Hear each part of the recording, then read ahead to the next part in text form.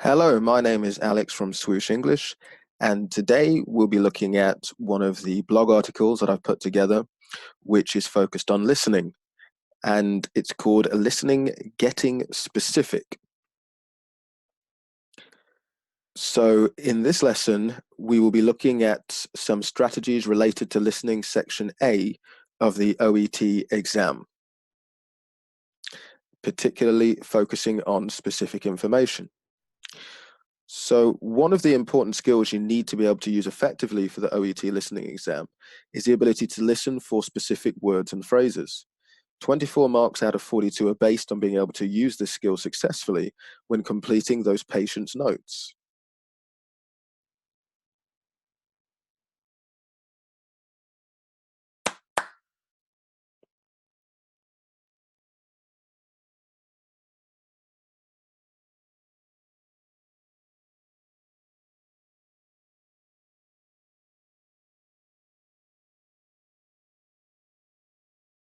But how can we improve our ability to pick out the information we need without missing those vital words which will help us achieve a higher score? In this article, I will share with you some ways in which you can improve your listening skills in this area, both before and during the exam, in order to help you achieve a higher overall score in your listening. So the first tip I want to look at is that you should practice listening to a variety of accents. And you should do this as part of your preparation before the exam. This is because the OET will include a range of accents from Australian to British to American and so on. You can see all the different accents on the screen in front of you. In order to help you improve your ability to pick out the specific words and phrases that you'll need, you must be able to comfortably follow how those words will be pronounced and articulated. An example of this can be the difference between water heater in British English and water heater in American English, for example. There's a difference in the sound of the t and the r phonemes. And if you're not aware of those differences, then certain words can sound unfamiliar or alien because you're not familiar with the different accents.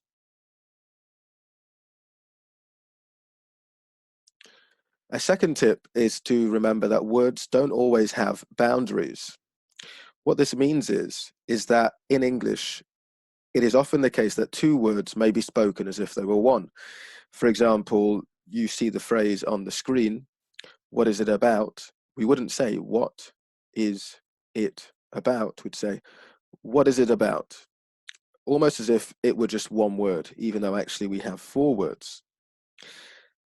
To the untrained ear, it can be difficult to pick out these single words which are being used when they're joined together in this way.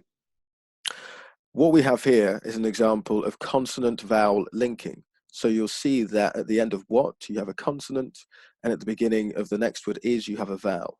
And then at the end of is, you have a consonant, at the beginning of it, you have a vowel, etc. It's very common in English that we will link words together if one word ends with a consonant and the next word begins with a vowel.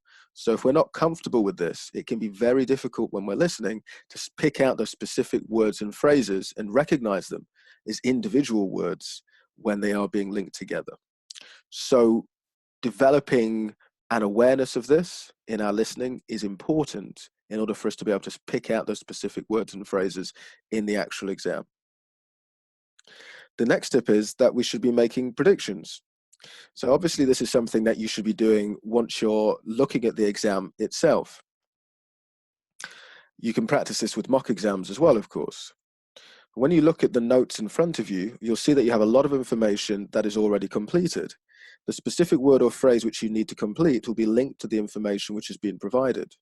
So, in the case of this example from a practice OET test, pain located in, then you have the space, there are a limited number of possibilities in terms of how this phrase may be completed. Thinking logically, we have to be referring to a place where pain can be felt. So it's going to be a part of the body. Knowing that you have to listen out for a specific body part at this stage will help you focus your attention on the information you'll need. If you hear the patient start talking about aching arms, you can feel pretty confident that you have the answer. The next tip is that you should use the notes as a guide. And this is linked to the point before about making predictions. But the notes aren't there just in terms of helping you make logical predictions. They are also there to help guide you through the dialogue so that you don't get lost as you listen. Use the notes for this purpose. Each time the patient speaks, you should expect to be filling the gaps, but use the doctor's voice as a way of navigating through the different sections of the notes. From, for example, number 1, describing the patient's symptoms, to number 2, talking about the patient's occupation, to number 3, the initial treatments the patient has had, and so on. If you do this, it will help you follow the conversation more easily, and it will also help to ensure that you stay focused on the information that you need. Final tip, don't try to understand every word. Some people stress themselves in trying to do this, but part A is testing your ability to pick out the specific word or phrase which you need to complete the notes. It is not testing your ability to listen to and understand every word uttered. There are sections of the dialogue which will not provide you with answers to the gaps. If you don't follow exactly what is going on there, try not to worry about it and just make sure you get what you need as you listen. You've made your predictions, the notes are guiding you, you hear that all-important word or phrase, you complete it. Everything that you miss in between, you can regard as inconsequential. So, as a summary, remember to expose yourself to different accents.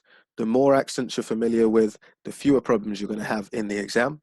And that's not just British and American, but it can be different types of British accents. Accents from Scotland, for example, or the north of England compared to the south of England. Practice listening for and using connected speech.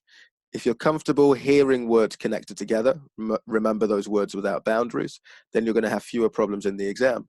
And if you actually use connected speech yourself, that's going to really help in terms of recognizing it as well, because you recognize what you use. Actively read the case notes by both making predictions and using them as a guide. And finally, don't be distracted by what you don't need from the interaction. Remember, you're listening for the specific words and phrases. If you don't understand every word, then this is not necessarily a problem. Don't get stuck. Keep moving on, using the notes as a guide so that you don't miss any of the really important information that you need to get the highest score that you can.